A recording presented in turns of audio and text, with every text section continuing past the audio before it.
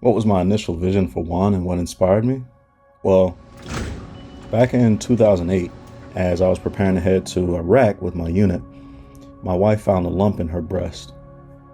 Within 72 hours, it turned out that that lump was cancerous and a highly aggressive form of cancer at that. And the doctors decided and told my wife and I that we needed to make a decision very, very quickly. And so from that, my wife began this aggressive regimen for cancer treatment, which included some pretty aggressive chemotherapies. And it was just incredibly heart-wrenching to watch. And so what I did was I figured out that within the BRAT compliance, bananas, rice, apples, and toast, I could create a pancake that if she was able to just hold down 2 or 3 bites, she would get some sustenance from it and get some energy. Fast forward, and that became the base of the waffle that I began serving. Pursuing this particular business has many different layers to it. There's no simple answer for waffles and whatnot. I was told so many times that I wasn't good at math, and so I was afraid of business. And I became a person through the military that I always ran at my fears instead of running away from them. So I determined, you know what, I'm gonna open a business. The primary struggles that I faced when I first started this restaurant, biggest one was figuring out this faith over fear ratio. Things like who's going to support this and who's going to distract away from it. There was a lack of experience. All I could see was what I lacked.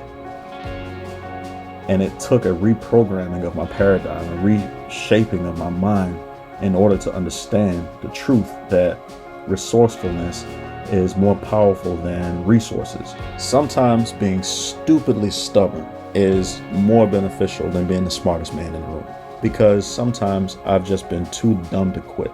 It revolves around this question of, is it possible? Is it possible that I can learn to have more faith than fear? Is it possible that I can find the people that will support the dream and ignore the one that distract away from it? Is it possible that if I stick with this thing, I'll actually gain the experience that I need? I'm just going to keep going. The struggles don't matter. They build you up.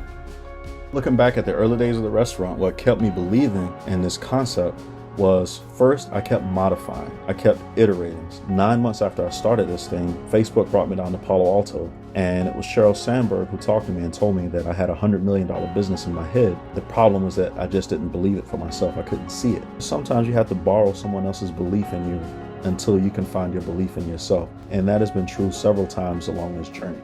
There have been times where I've wanted to quit, but I believe in it so much that eventually my faith overwhelmed my fears. I believe that I have something amazing and that this will be brought to light, the entirety of it.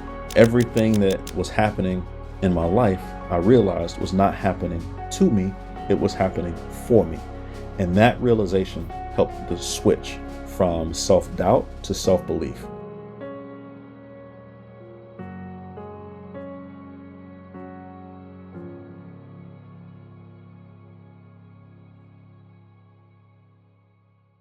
Waffles and Whatnot is not about what we sell. It's about what we stand for.